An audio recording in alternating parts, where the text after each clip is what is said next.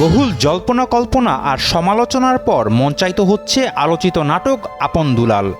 গাজীপুর জেলার কাপাসিয়ায় আপন দুলাল নামে নাটকটি মঞ্চস্থ হওয়ার কথা ছিল গত বৃহস্পতিবার, কিন্তু বিভিন্ন জটিলতায় নাটকটির মঞ্চায়ন স্থগিত করে কর্তৃপক্ষ।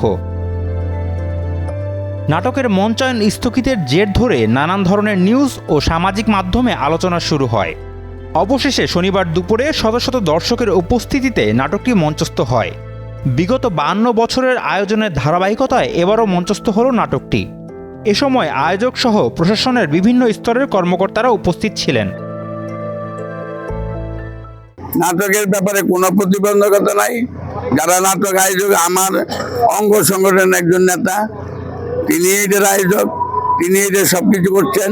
এবং ওনারা যে গতকালকে যে হওয়ার কথা ছিল, এটা ডেমিনিট ছিল না, তাদের অর্থায়নের অসুবিধা ছিল বা আনুষঙ্গিক মানে নাটকের জন্য যা যা আনুষঙ্গিক লজিস্টিক সাপোর্ট লাগে তার অভাব ছিল। সেই জন্য তারা আলাপ আলোচনার মাধ্যমে আজকের তারিখ করেছে।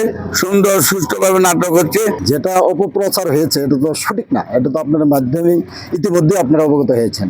আমরা যখন সরেজমিনে তদন্ত করেছি এটার কোনো সত্যতাই পাইনি।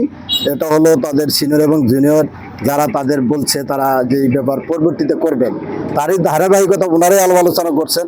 করার পর আজকে তারা ডেট নির্ধারিত করে নাটক চলছে। আপন দুলাল নাটকটি সুষ্ঠুভাবে চলছে না। ওই যে একটা অভিযোগ এসেছিল যে এই নাটকটা মঞ্চস্থ হতে দেওয়া হচ্ছে না বা স্থানীয় ধর্মপ্রাণ মুসল্লিরা নাকি বাধা দিচ্ছে, কিন্তু আসলে এটা ঘটনা সত্যি না, এটা একেবারেই সত্যি না। বরং যারা স্থানীয় মুসলিম যারা আছেন আমরা সবাইকে সাথে নিয়ে এলাকার সুশীল সমাজ, রাজনৈতিক নেতৃবৃন্দ, ছাত্র জনতা, আমাদের যে মসজিদ কমিটির সভাপতি, সেক্রেটারি, ইমাম, মুয়াজ্জিন এবং সর্বোপরি আয়োজক যারা আছেন সবার সম্মিলিত সহযোগিতায় খুব সুন্দরভাবে আজকে প্রোগ্রামটা ইনশাল্লাহ হচ্ছে, আপনারা দেখতে পাচ্ছেন।